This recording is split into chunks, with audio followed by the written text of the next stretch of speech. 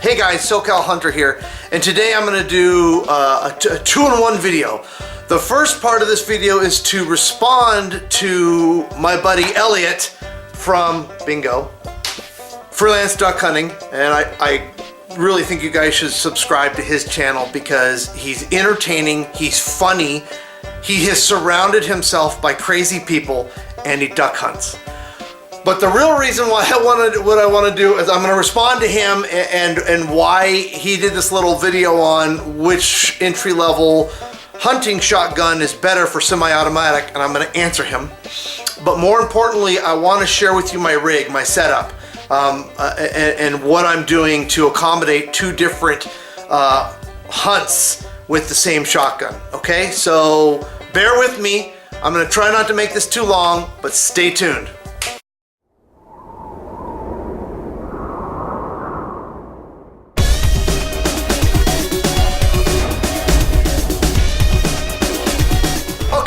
Let's first talk about Freelance Duck Hunting and his latest video talking about the comparisons between the Beretta a300 and the Stoeger M3000, right? Your entry-level shotguns for hunting waterfowl and upland game in 12 gauge. So let me first address that. So he asked a question that I spent a lot of time on myself, and that was around, okay, I want to take my pump action to the next level. I want to get into a semi-automatic shotgun, but I don't want to break the bank.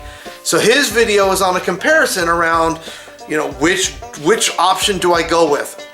Now, if you do any kind of research on the internet right now, what I'm going to tell you is there's always a guy or a gal who's going to tell you I had a failure to load. This gun fails here. This gun fails here. Every single shotgun has people bagging on it for failure to feed. Can't cycle this round. This round's too light. This round's too heavy, whatever the case may be. So let's just cut that out on our responses on which gun I should use. Why I think the Beretta a300 is better than the Stoeger M3000 is this right here.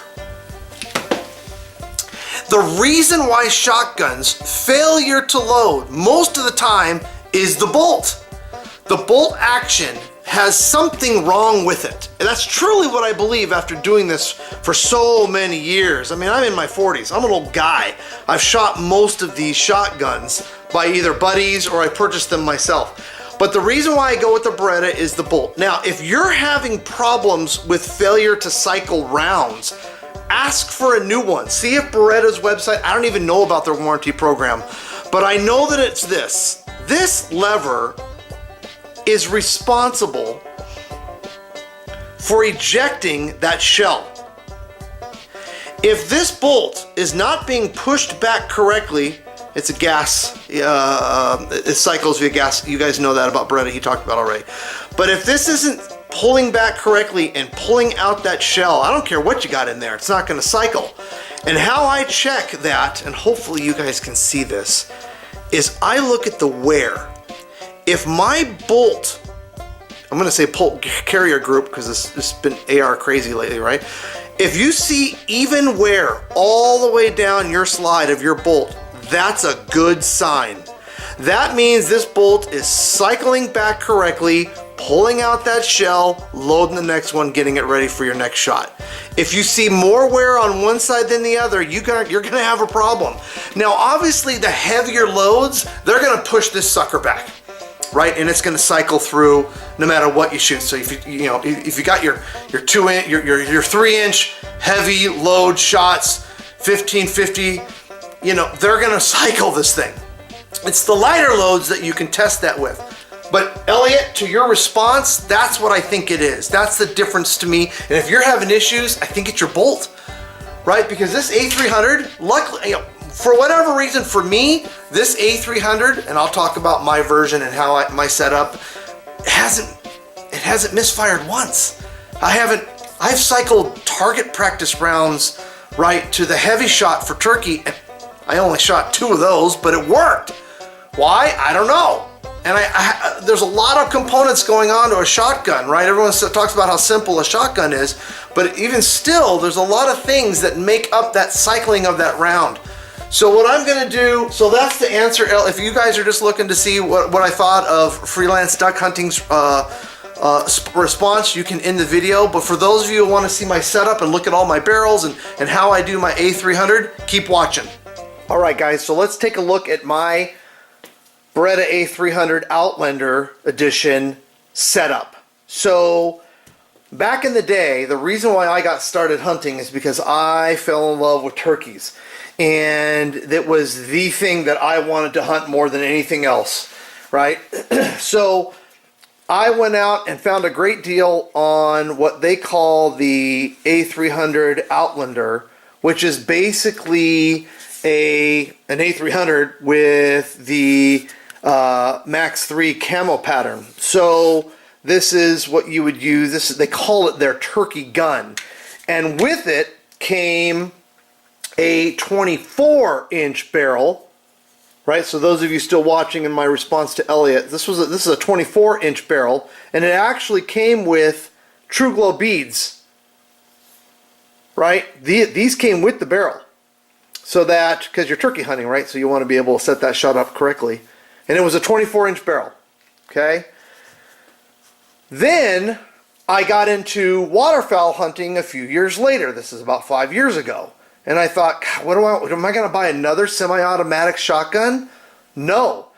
On Beretta's website and MidwayUSA.com, you can actually buy Beretta parts, including barrels, fore-ends, stocks, etc., tape, and so forth. So what I went out and purchased was a 28-inch barrel. Did not come with a Kicks High Flyer, but I highly recommend it. Pattern's great. I bought the Max 5 pattern 28-inch, okay, barrel, where I could just swap it out, as well as the forearm in the same pattern. So what I do is I just take off my forearm and my barrel for whatever I'm hunting. Now, is this still this pattern? Yeah, I don't really care. Could I swap this out too? Yep, for $160, I think I can get another buttstock. The other reason I love the Beretta A300 is that you can adjust the length of pole. You can add shims to extend it out if you got long arms, big guy, or you can shrink it down. I actually have a Mac Daddy limb saver in here. I love this limb saver. But I take all the shims off. So I got a 13.5 length of pole. 13.5 instead of 14.5, which this guy adds. And there's another one. There's another half-inch shim. But so now I have a complete setup where I can turkey hunt, duck hunt, and I can swap out the barrel, and I'm good to go. Okay, so that's why I run with the Beretta A300. A little bit more of a response to Freelance Duck Hunter's comments, but I just for the money, I got it for $6.99 with the camo pattern. The barrel was $250. So $700, for $950 I have two shotguns, and that's about how much one costs, at least a middle of the range gun costs. So anyway, that's my take. Thanks for watching, guys. I truly believe that the Beretta A300 is a better entry-level shotgun than the Stoeger M3000.